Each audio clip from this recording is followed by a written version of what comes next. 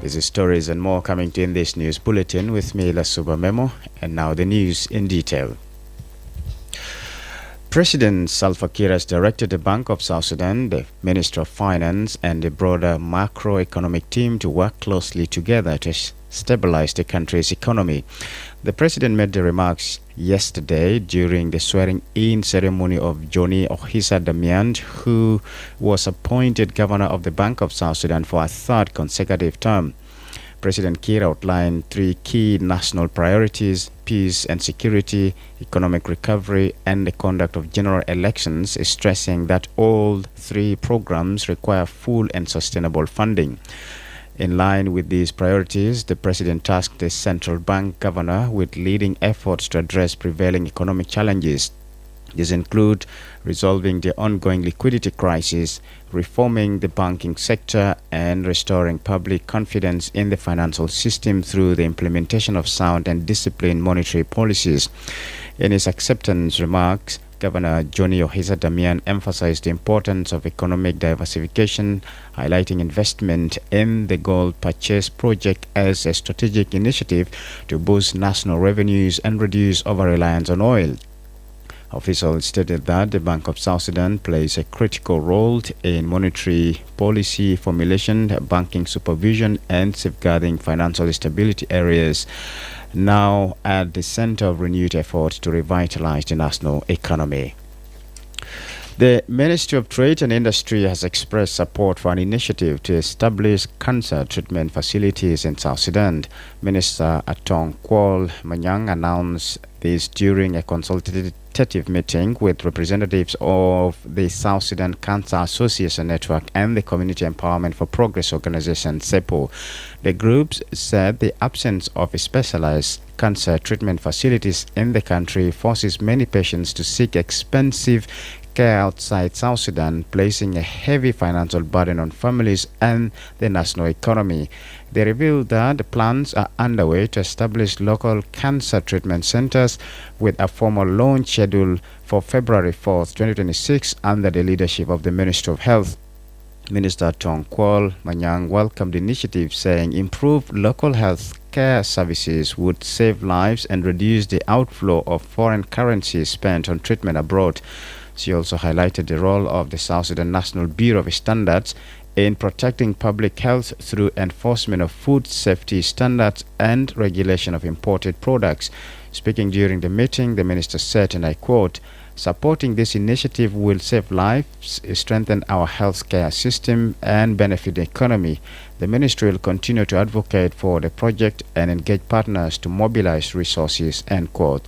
The Ministry of Trade and Industry reaffirmed its commitment to policies that promote public health, safety, and economic development. The Vatican envoy to South Sudan, Archbishop Seamus Patrick Hogan, says the church will continue to work with government authorities to support peace, security, and the safe return of refugees to Central Equatorial State.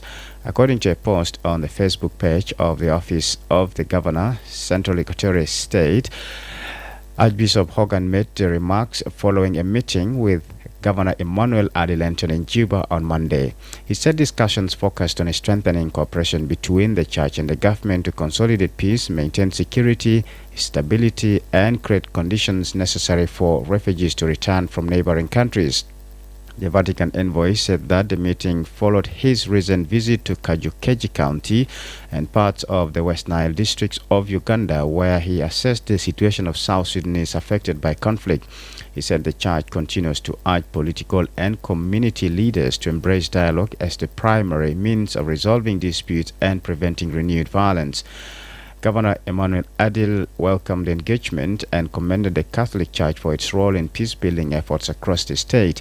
He reaffirmed his administration's commitment to prioritizing peace and security and to working with faith-based institutions and humanitarian partners to support returning refugees and ensure lasting stability in Central Equatorial State.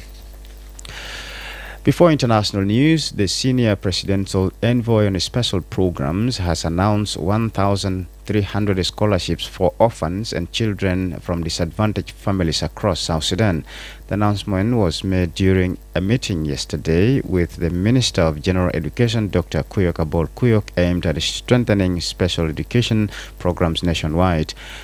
The senior presidential envoy, Dude Salva Kiir, said the scholarships are being provided under the directive of President Salva Kiir and will be distributed across all states and administrative areas with 100 students representing each area to ensure equitable national coverage. Discussions during the meeting focused on expanding access to education for vulnerable children and improving inclusive learning opportunities as part of the government's commitment to equitable education. This is iRadio News, and now to the international scene. The leader of a Kenyan cult accused of encouraging his followers to starve themselves to death will be charged over a further 52 deaths at another village, prosecutors have said. Self-proclaimed pastor Paul Mackenzie was arrested in 2023 after 429 bodies, including children, were dug up from mass graves in the remote Shakahola forest. He has been in custody since his arrest and has been accused of luring the latest victims to their deaths by writing notes from his prison cell. Mackenzie has pleaded not guilty to multiple counts of manslaughter. The Office of the Director of Public Prosecution said in a statement on X on Monday that it had received the go-ahead to formally charge Good News International Church leader Paul Mackenzie and his co-accused over the deaths of 52 people at the Binzaro homestead in Kilifi County. A group of officers in Nigeria are set to face a military court after being accused of plotting to overthrow the government of President Bola Tinubu last year. An armed forces statement has said 16 officers were arrested last October after what were described as acts of indiscipline and breaches of service regulations. At the time, the military dismissed rumors of an attempted coup, but following an investigation, the authorities have acknowledged that some of the 16 will go before a military judicial panel. Nigeria has a complex history of military involvement in politics, with multiple coups between 1966 and 1993, which has made allegations of coup plotting highly sensitive. This is iRadio Morning News, and to end this bulletin, here's a recap of the headlines.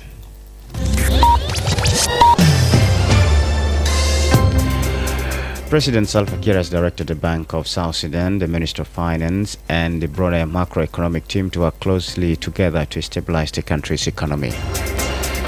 The Minister of Trade and Industry has expressed support for an initiative to establish cancer treatment facilities in South Sudan. And the Vatican envoy to South Sudan, Archbishop Siemens Patrick Hogan, says the church will continue to work with government authorities to support peace, security, and the safe return of refugees to Central Equatorial State. That's the end of iRadio Morning News. If there is a story or an event you'd like iRadio to cover or report about, please send us a text message at +2 1925 287870. It's also a WhatsApp number. Follow us on X at iRadio Juba, like our Facebook page iRadio, subscribe to our YouTube channel at iRadio South Sudan. You can also visit our website and listen to us online at www.iradio.org. Stay tuned for news in Arabic at 8 o'clock. I am Lasuba Memo. Thank you for listening.